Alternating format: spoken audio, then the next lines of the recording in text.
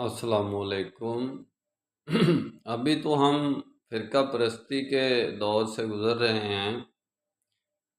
जब तक अगला स्टेप नहीं लेंगे, हमें पिछली अपनी कोताहियों की समझ नहीं आएगी। जब अगला कदम जब इंसान सीढ़ी पर चढ़ता है तो हर कदम नया जो कदम होता है सीढ़ी के ऊपर, उसकी नई दुनिया होती है। जब बंदा पहाड़ पर चढ़ता है तो उसकी चढ़ाई में जब वो चढ़ता है तो उसका हर नया कदम, हर ज़ाविया बदलता है।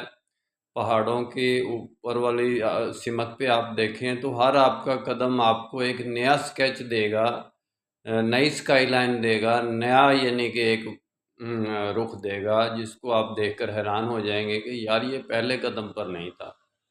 जब आप फ़िरका परस्ती को छोड़ देंगे और उम्मत की वहदत की तरफ आ जाएंगे तो फिर यही आपको इसकी बीमारियों का भी पता चल जाएगा कि ये बीमारियां थीं जिनमें हम मुब्तला थे। उसके बाद हम सेहतमंद हो गए। फिर आपको यानी सेहतमंद होने के बाद पता चलेगा कि बीमारी के ये वजूहात थीं और ये असबाब थे और इस वजह से हम बीमार थे।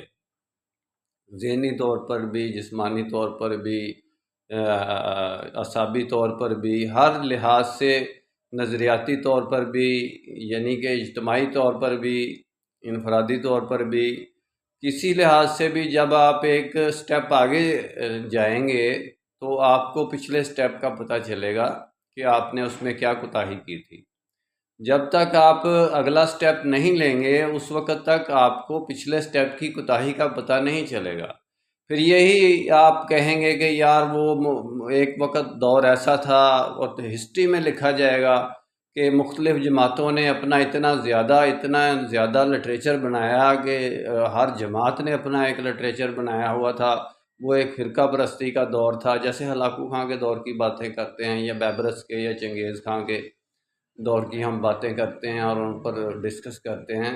तो इस तरह इस फ़िरका परस्ती के दौर के बारे में भी जब हम वहदत में चले जाएंगे तो हमारी आने वाली नस्ल बातें किया करेगी। मेरा काम इस्लामिक वर्ल्ड की अमन और यूनाइटी का है। इंशाल्लाह डिटेल में बात फिर होगी।